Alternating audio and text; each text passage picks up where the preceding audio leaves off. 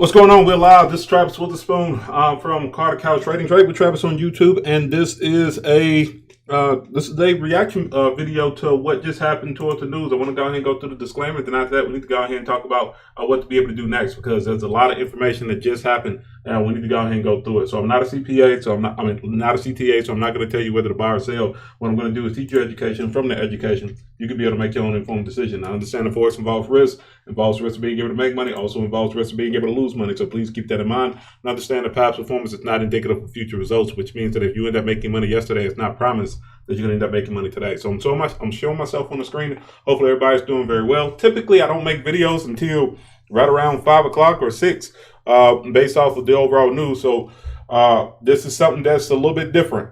Something that just happened when it came down to overall news. So the news that just happened, and we're talking about what literally just happened about an hour and a half ago, is that basically what ended up happening was that the president ended up calling off all negotiations with the overall all stimulus checks and everything else until after the election. So you're talking about after November 3rd on being able to make a move. So we have to understand that you have to be able to react based off of that overall movement.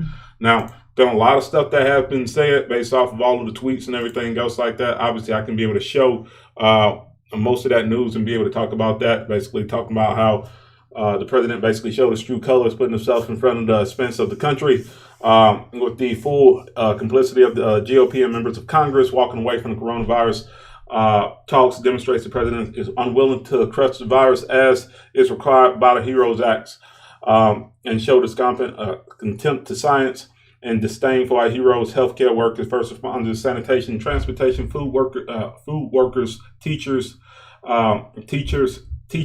and others, and refuses to put money into the workers' pockets unless his name is printed on the check. Okay, so overall, what ended up happening? If we're looking at what 45 ended up saying, was that he basically expected that, or he ended up saying that we were trading out of, or when I'm saying we, that the Democrats were trading out of non-good faith, asking for $2.6 trillion instead of the 1.6 or 1.4 that they end up offering. So with that being said, the market ended up basically exploding based off of that overall news. And I'm going to use the NASDAQ 100 as an overall example, but I can show you on each and every chart basically what ended up happening through all of the equities, through all of the US-based pairs and everything else like this. And this is giving a eerie, similar type of feel to what ended up happening in March when it came down to this overall movement. And we're going to talk about what happened in March and how the market basically ended up reacting based off of this overall move. Okay, so if you notice, you can see that the NASDAQ 100 ended up going up to basically 1538, in which we talked about that a little bit earlier. Then after that, subsequently dropped almost 600 points. When it came down to the overall move. Gold is down. Bitcoin ended up going down. U.S. oil ended up taking a slight dive. U.S. 30 ended up taking another dive. And then after that, the dollar ended up pushing up. I think this is a slight move overall that is more of a fake out than it is the absolute rule. I don't think that this is the absolute move that's going to end up happening overall. And I'm just going to end up giving my reasons when it comes down to being able to look at this. I think that equities are going to end up struggling. I think that this is going to end up being a move to the downside. This is something that we end up predicting way earlier on the NASDAQ 100, talking about we end up having a crown pattern that's basically formed. Now we have a counter trend line break and confirmation to the downside. I think this market can go all the way down to 10,236 based off of this overall move. Okay. Now, what does that mean for pairs that end up pushing up? Like if we look at, to give you an example, we look at what's happening with the U.S. Swiss franc and the Australian dollar and everything else like that. I think that if we look at the overall moves, we talked about how the U.S. dollar was basically in a state of transition, meaning that if everything remained the same and if we end up having some strong news from the dollar, you will see a pickup towards the overall move. Now, we was able to get into the U.S. Swiss franc for the overall move toward the upside, but we were not able to get into the Australian dollar, United States dollar, because we was trying to look to be able to get in at a higher price, somewhere around the 7,200 area. So if you're looking at being able to get in on certain pairs like the Australian dollar and the United States dollar and some of the equities, you have to expect that this market is going to keep on falling. And if the market keeps on falling without you, then you should not chase it. If you got in based off of this counter trend line break that we were talking about a little bit earlier, then congratulations, you end up making 150 pips off this move. If you got in based off the overall news a little bit earlier today, where the rates remain the same and the market end up jumping up and pushing all the way down, then that means that basically you end up making over 100 pips off of this move since. Now, what should you do overall in looking at the next few days when it comes down to trading? I think that the next few days are going to end up being moves that are going to end up going with the dollar first, and then after that pushing against the dollar overall. Okay, now essentially what I mean is this. I want to go and use the US Japanese yen as an example. Well, better yet, let's look at the US dollar index, and that will probably give us the best kind of idea about what ended up happening based off of this previous move before.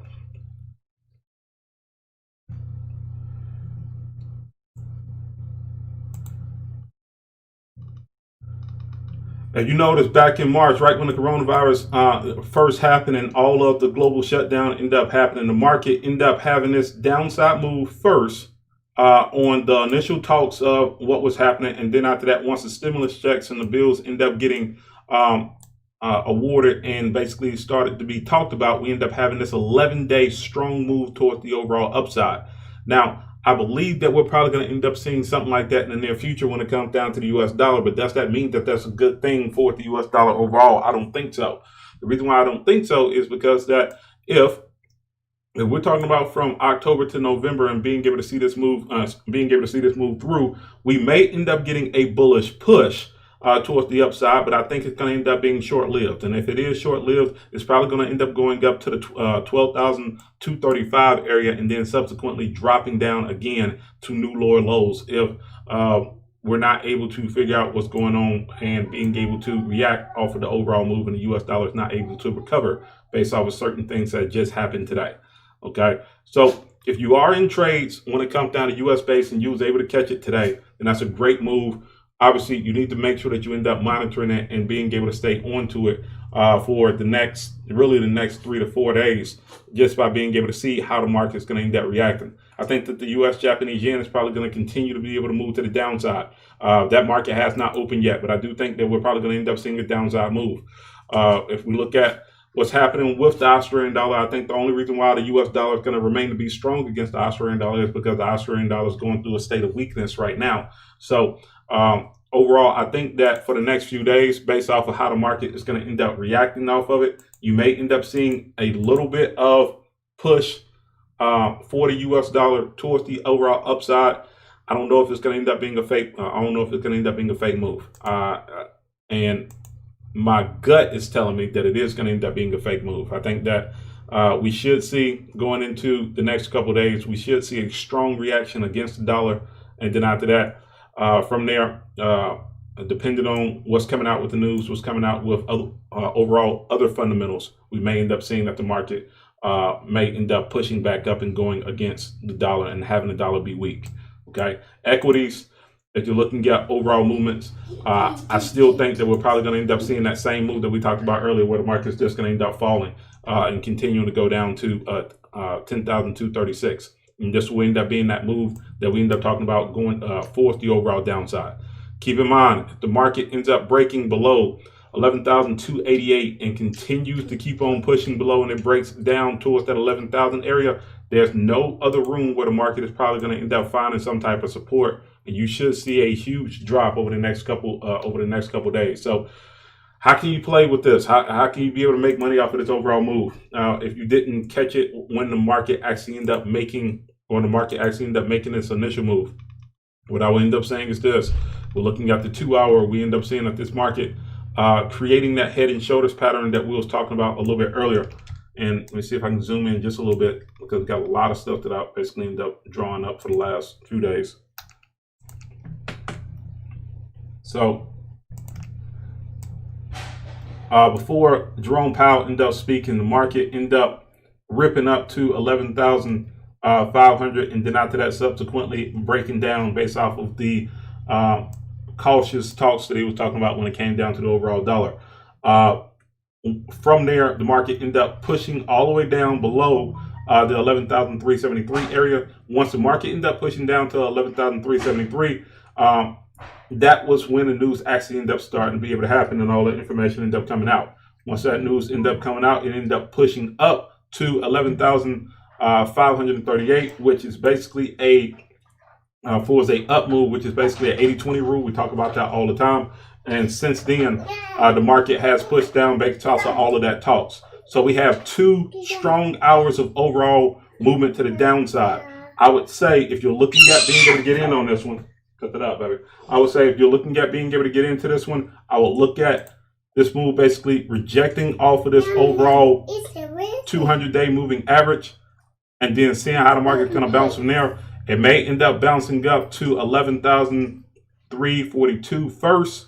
Once it moves up to 11,342, which is basically a point of control, then after that, I would expect for the market, if there's more continued talks and more continued disarray when it comes down to what's happening in the White House, you probably may end up seeing that this market will end up dropping down. There's really no support until the market ends up hitting 10,980, and obviously end up going further from there. So there goes your play. I think that's the move right there. This market has already moved from a points perspective. From a points perspective, 289 points to the upside, to the downside, and to the upside. Since that news, they end up happening right around 3 o'clock, 163, right? So for some people, this was a 10K day based off of this overall movement if you was paying attention to it. And for some people, being able to look at this move to the upside and seeing how this market will end up reacting off of a smaller time frame, kind of like an hour, maybe even a 15, to see if maybe if you can be able to see a counter trend line break. This move to the upside was a short retracement, could possibly be another 114 pips for that overall move. And then obviously looking to the downside, you're looking at that overall move on the daily towards the downside. This is going to push. I think this is going to really push hard once we end up getting this, once the fall off ends up happening. I think there'll be a slight rejection. Then after that, I think they end up being a play to the downside. Make sure that you end up trading it carefully, and also understand that if you don't know what you're doing, stay out of the market. Don't waste your money. Don't waste your money on trying to guess on what's going to end up happening. Okay. So like always, you like what we end up doing, please make sure that you end up liking the Carter Cow Capital trading page. Please make sure that you end up subscribing to Trade with Travis on YouTube. Keep your eyes open because the market's going to end up, market's going to be in a flurry for the rest of the day and going into the morning. We're going to end up seeing and reacting based off of that. For the people that are in the masterclass, obviously you end up getting some of the announcements. We've already done talk before about what the move is going to end up being. And like always, make sure that you end up planning your trade, trading your plan. Everyone, y'all have a good one.